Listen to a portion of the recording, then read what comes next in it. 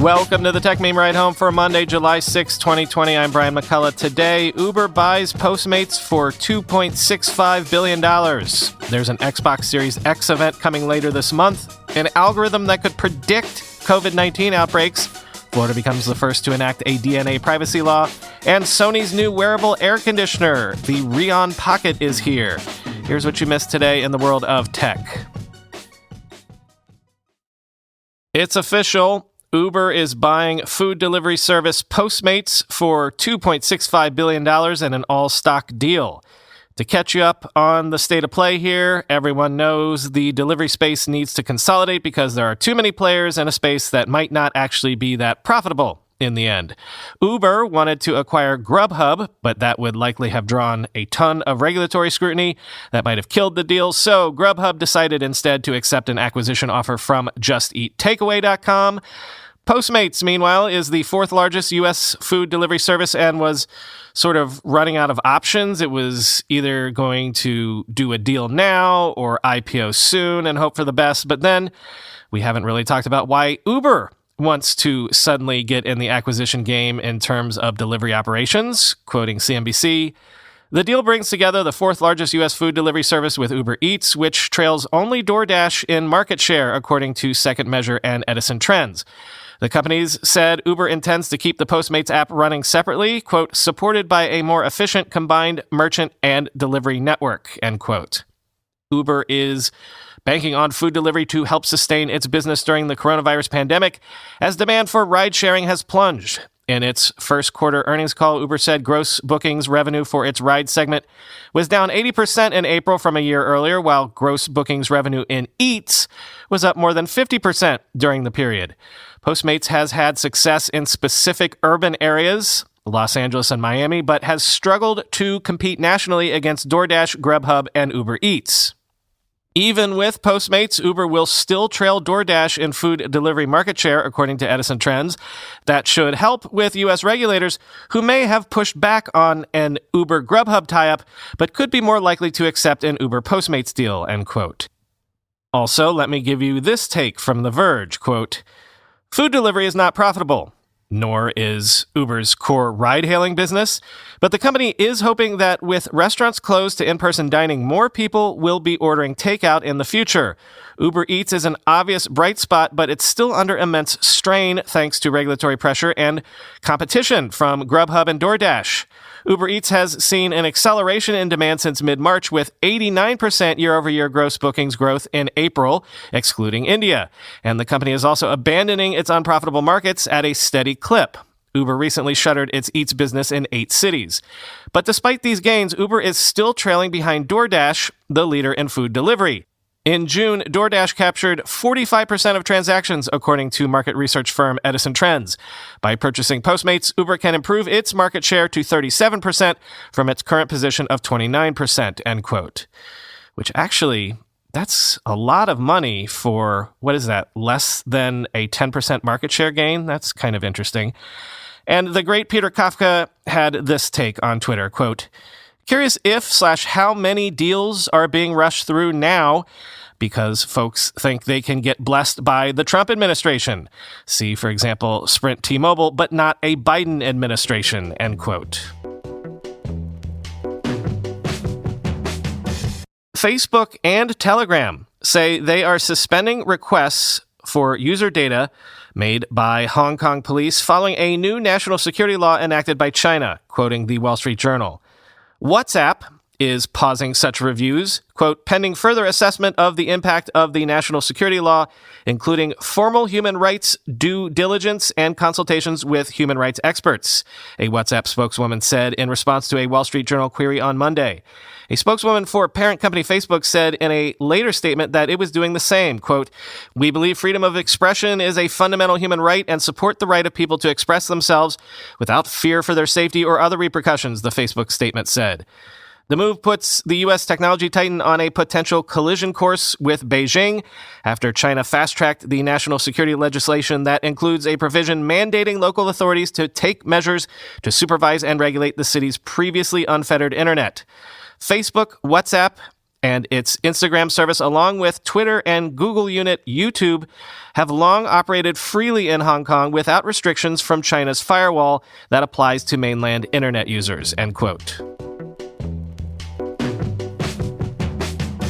Microsoft this morning announced an Xbox Series X games event to be held Thursday, July 23rd at 9 a.m. Pacific Time, 12 p.m. Eastern Time.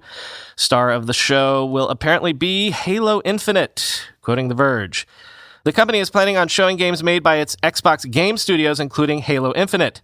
343 Industries briefly teased Halo Infinite in a trailer a couple weeks ago, revealing that the banished antagonists are returning for the next big installment in the Halo franchise. There will be more than just Halo, though. Microsoft has been steadily acquiring game studios, and the company now has 15 Xbox game studios in total. Xbox fans are now hoping to see what those studios are working on for the Xbox Series X. Microsoft recently created a Fable placeholder Twitter account, leading fans to wonder if the game might make a return during July's Xbox event. Microsoft also recently extended its Fable trademark to cover USB chargers, portable speakers, headphones, and more. Given Microsoft released a Hellblade 2 teaser during its Xbox Series X unveiling last year, it's reasonable to assume we'll see more from Ninja Theory about this upcoming title. Psychonauts 2 is still due in 2020 for Microsoft's Double Fine studio, and there's bound to be some hints at how Forza and Gears of War will adapt to the more powerful hardware in the Xbox Series X, end quote. So I guess we're going to see a bunch of teasers, which might give us more of a glimpse of the gameplay that is possible in next-gen consoles, but I guess we can't expect much in the way of further details in terms of launch dates, pricing, and specific launch game availability. Don't know. Tune in July 23rd to find out, and of course, Kyle will have plenty more for you on this over at the Gaming Ride Home podcast.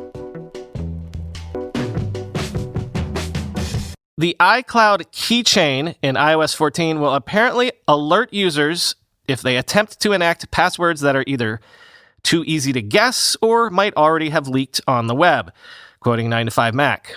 If you're not familiar with iCloud Keychain, it stores and syncs all your passwords from different websites and apps through iCloud. Users can access the iCloud Keychain with an iPhone or iPad by opening the Settings app and tapping the Passwords menu. With iOS 14, Apple offers a new security recommendations menu that shows only your passwords that could put your accounts at risk for some reason. This includes passwords that are easy to guess and even those that may have leaked on the web. iCloud Keychain now clarifies what the problem is with the password for each specific account saved there, so users can learn more about creating stronger passwords. Some of these features were already present in iOS 13, but they weren't as prominent as in iOS 14. Here are some examples of security alerts provided by iCloud Keychain in iOS 14. Many people use this password, which makes it easy to guess. This password is easy to guess, and this password uses a sequence 1, 2, 3. Using common patterns makes passwords easy to guess. There's a new alert in particular that's also one of the most important for users. According to Apple, iCloud Keychain now verifies if your passwords are involved in a data breach. This is important not only to let you change your password immediately, but also to be aware of what other accounts may be affected if you use a repeated or similar password, end quote. Indeed, this is something that desktop web browsers and password managers have done forever now, telling you if you're using a compromised password or reusing one. But you got to figure this would be even more powerful on mobile, where people might be more likely, for purposes of ease of use and speed, to go with the simplest passwords possible or to reuse passwords.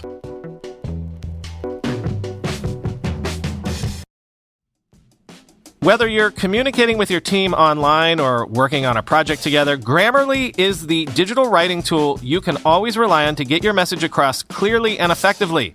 I use Grammarly every day because it works across multiple platforms, including Gmail, Google Docs, and even Slack. Like, I want to sound good when I'm writing scripts for y'all for the show, right? But also, imagine you're in Slack and you want to make a good impression on your coworkers or your boss.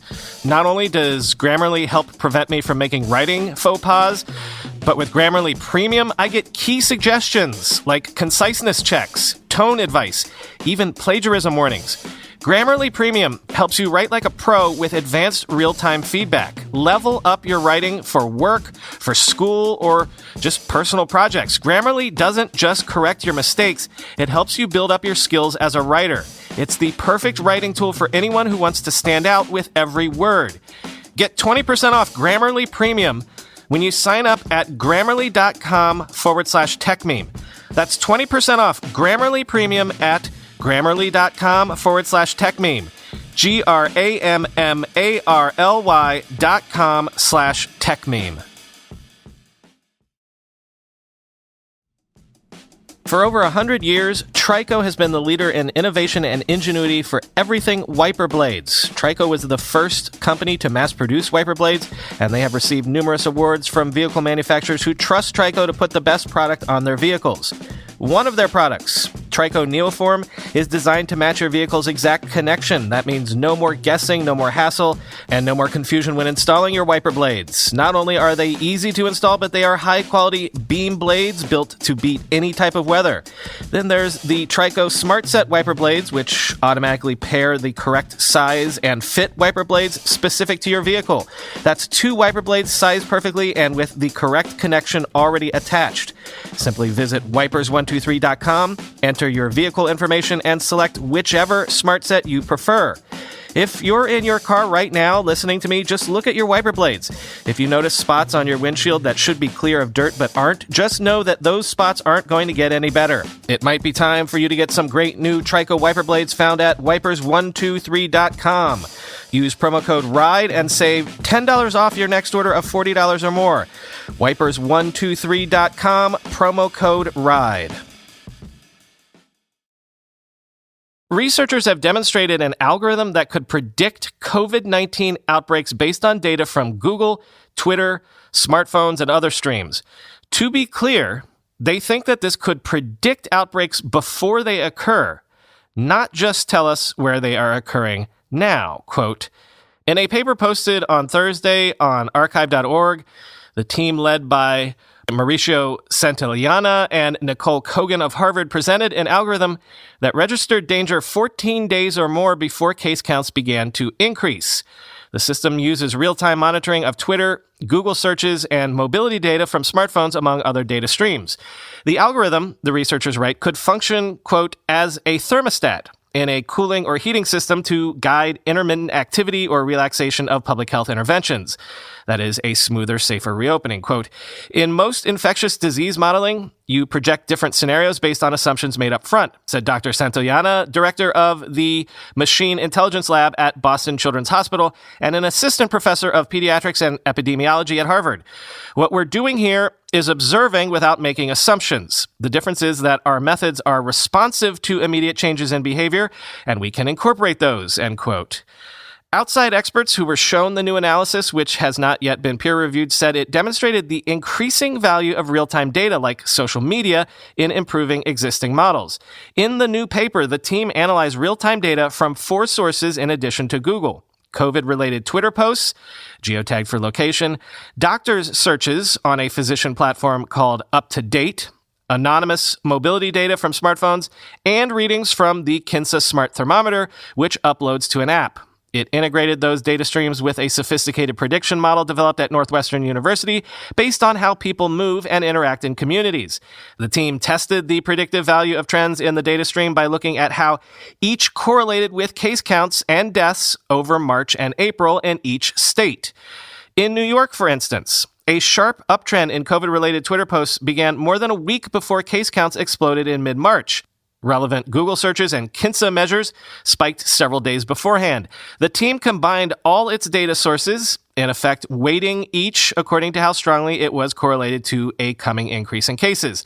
This harmonized algorithm anticipated outbreaks by 21 days on average, the researchers found. Looking ahead, it predicts that Nebraska and New Hampshire are likely to see cases increase in the coming weeks if no further measures are taken, despite case counts being currently flat, end quote. So there you go. Someone out there listening, remind me in 3 weeks to check on Nebraska and New Hampshire numbers, and we can see together how well this prediction algorithm performs.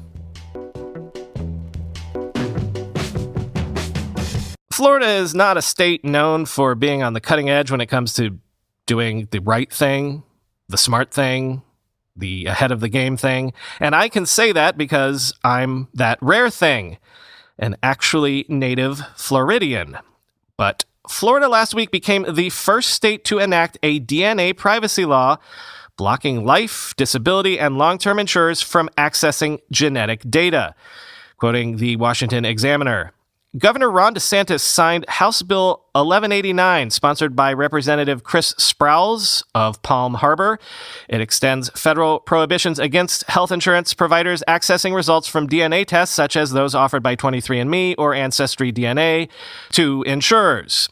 Sprouse, the House Speaker designate, called the legislation a, quote, major victory for Floridians that will make Florida the leader in the nation in protecting our residents and our citizens' genetic information, when it was adopted by the House 110-0 and the Senate 35-3. Given the continued rise in popularity of DNA testing kits, Sprouse said on Thursday, it was imperative we take action to protect Floridians' DNA data from falling into the hands of an insurer who could potentially weaponize that information against current or prospective policyholders in the form of rate increases or exclusionary policies, end quote. Federal law prevents health insurers from using genetic information in underwriting policies and in setting premiums, but the prohibition doesn't apply to life, disability, or long-term care coverage. Insurers argue information gleaned from genetic testing, such as a person's medical predispositions, could lower insurance premiums across the board.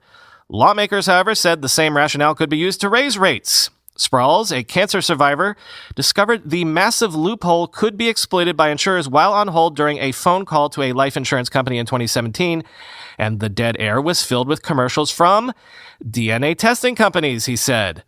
Under HB 1189, insurers are prohibited from using genetic information to price policies and offerings. The bill blocks companies from acquiring or soliciting genetic information from applicants and forbids DNA testing companies from providing genetic information to insurers without the customer's permission.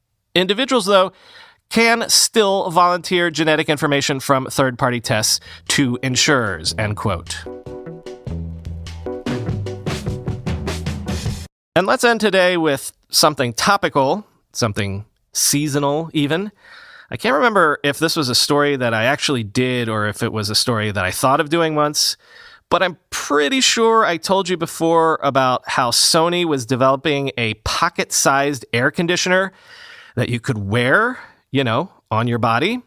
Well, it's here, and it's called the Reon Pocket. Let Yanko Design describe it, but then click through on the link to see what this actually looks like. Quote, a portable, wearable air conditioner is no more a thing of futuristic TV shows. The Reon Pocket is a smartphone-controlled personal gadget that was designed to be compact and cool.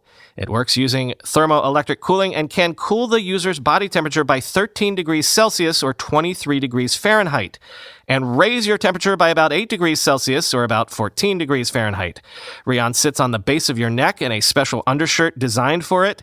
It uses the Peltier effect, which means a temperature difference is created by applying a voltage between two electrodes connected to a sample of semiconductor material. The heat is absorbed or emitted when you pass an electrical current across a junction to either lower your temperature or increase it without bulk or noise. It is sleek, minimal, and comfortable as a piece of wearable tech. Like any smart device of our times, Reon's functions can be controlled via Bluetooth. Set to the desired temperature using the mobile app, which also features an automatic mode. It only weighs 85 grams and can be charged with the common USB-C port. The only downside is that the battery lasts for just 2 hours on a single charge, but that is enough time for you to run all errands or enjoy a picnic before you start to melt, end quote. It's even got an exhaust grill. It kind of looks cool. I immediately tried to put in an order for this because there's a reason I no longer live in Florida, even though I was born there. I can handle cold weather just fine. What I can't handle is summer heat. But alas, as far as I could tell, this is only available in Japan right now. If any of you out there can find this available anywhere that can get it to me in Brooklyn, please let me know.